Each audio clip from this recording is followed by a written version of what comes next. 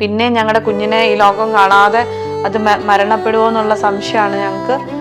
അപ്പം ഞാൻ പറഞ്ഞു, നിങ്ങൾ മാതാവിനെ സംരക്ഷണം പറയുന്നുണ്ട്, നിങ്ങൾ ഇത്രയും വിശ്വാസത്തോടെ കൊന്ത എത്തി മുട്ടേ കുത്തി നിന്ന് റൂമിൽ നിന്ന് 3 പേരാ പ്രാർത്ഥിക്കുന്നത്. അപ്പോൾ ഞാൻ പറഞ്ഞു, നിങ്ങൾ ഒരു പേടിക്കണ്ട, നിങ്ങളുടെ കുഞ്ഞ് ജീവനോടെ തിരിച്ചു വരും, ഒരു പ്രോബ്ലം വരില്ല.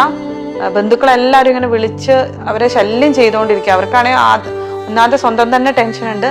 പക്ഷെ അതിൻ്റെ കൂടെ ഈ ബന്ധുക്കളെല്ലാം ചോദിച്ച് അവർക്ക് തീരെ അവർക്ക് പറ്റാത്ത അവസ്ഥ. അവർ കരഞ്ഞുകൊണ്ടേയിരിക്കുക, സ്ഥിരം കരഞ്ഞുകൊണ്ടേയിരിക്കുകയായിരുന്നു റൂമിൽ.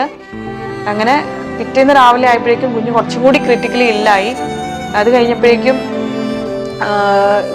അപ്പോഴേക്കും അവിടുത്തെ ഡോക്ടർ എന്നെ വിളിച്ച്, എൻ്റെ ഹസ്ബൻഡിനെ വിളിച്ചു പറഞ്ഞു, കൊച്ചു വളരെ മോശമായിട്ടുള്ള കണ്ടീഷനിലേക്ക് പോവുകയാണ്, എങ്ങനെയാകുമെന്ന് പറയാൻ പറ്റില്ല, നമ്മൾ റെഫർ ചെയ്തായതുകൊണ്ട് നമ്മളെ ഇൻഫോം ചെയ്തുകൊണ്ടേയിരിക്കും.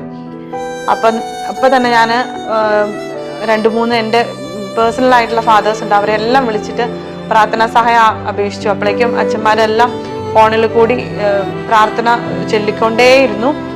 എനിക്ക് തന്നെ അത്ഭുതം തോന്നി.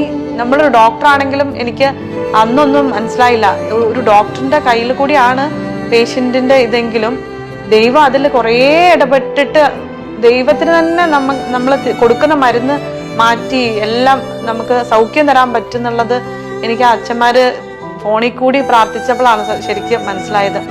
കാരണം അച്ഛൻ ഇങ്ങനെ ഓരോ വചനം പറഞ്ഞിട്ട് അച്ഛൻ പറഞ്ഞു, ഈ കൊച്ചിനെ സംരക്ഷിക്കുന്നത് ദൈവം അടുത്ത് നിൽപ്പുണ്ട്, മാതാവ് അടുത്ത് നിൽപ്പുണ്ട്, ഒരു കുഴപ്പവും വരില്ല, ഡോക്ടർ പേടിക്കണ്ട.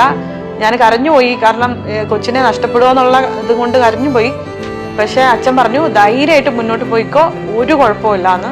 2 മണിക്കൂർ കഴിഞ്ഞപ്പോഴേക്കും കുട്ടികളുടെ ഡോക്ടർ അവിടുന്ന് വിളിച്ചിങ്ങ് പറഞ്ഞു, അത്ഭുതം എന്ന് തന്നെ പറയട്ടെ, കുഞ്ഞിന് യാതൊരു കുഴപ്പമുണ്ട്, പക്ഷെ ആ ക്രിട്ടിക്കലി ഭയങ്കര മോശമായ കുഞ്ഞ് ഒരു 1/2 മണിക്കൂർ കൊണ്ട് അത് അവർക്ക് തന്നെ അതിശയം. കാരണം അവർ പഠിച്ച ശാസ്ത്രം വെച്ചിട്ട് ആ കുഞ്ഞിനെ നല്ല ബുദ്ധിമുട്ടിലൂടെയാണ് ആ കുഞ്ഞ് പോയത്.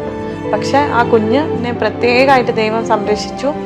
ആ കുഞ്ഞിന് ഒരു കുഴപ്പമില്ലാതെ അത് നന്നായിട്ട് അത് തിരിച്ചു വന്നു. അവരെന്നെ കാണാൻ ഇവിടെ വന്നു. അവിടെയുള്ള ഡോക്ടർമാർ ചോദിച്ചു, എന്താ ശരിക്കും ഞങ്ങളുടെ NIC കയറിയിട്ട് ഇത്രയും അത്ഭുതത്തോടെ ഒരു കുഞ്ഞ് പുറത്ത് വന്നിരിക്കുന്നത് ആദ്യമായിട്ടാണെന്ന്.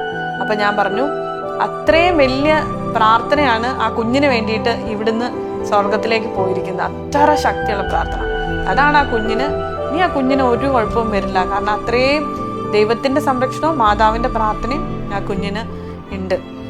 അപ്പൊ എനിക്ക് ശരിക്കും ആ ഒരു അനുഭവത്തിലൂടെ എനിക്ക് ശരിക്കും മനസ്സിലായി, നമ്മൾ വലിയ ഡോക്ടർ എന്നൊക്കെ പറഞ്ഞ് ഇങ്ങനെ നടക്കുന്നത് മാത്രമല്ല, നമുക്ക് വചനത്തിലൂടെയും പിന്നെ ദൈവത്തിന്റെ ആ ഒരു നല്ല കഴിവുണ്ടെങ്കിൽ മാത്രമേ നമുക്ക് ആ സൗഖ്യം എന്ന് പറയുന്ന ആ ഒരു കാര്യം ഉണ്ടാകുള്ളൂ. അല്ലാണ്ട് നമ്മൾ പഠിച്ചു എന്നോ ബുക്ക് കുറേ പഠിച്ചാലും ഡ്രഗ് മാറ്റി കൊടുത്താലും നമുക്ക് ആ ഒരു കഴിവെന്ന് പറയുന്നത് ദൈവത്തിന്റെ ഒരു കഴിവാണ്, ജ്ഞാനം. അത് എന്നാൽ മാത്രമേ നമുക്ക് പേഷ്യൻസിനെ ചികിത്സിച്ച് അവരുടെ കാര്യങ്ങളെല്ലാം മനസ്സിലാക്കാനും ഗ്രഹിക്കാനും അവർക്ക് വേണ്ട ഏതാ മരുന്നെന്ന് മനസ്സിലാക്കാനും കഴിയുള്ളൂ.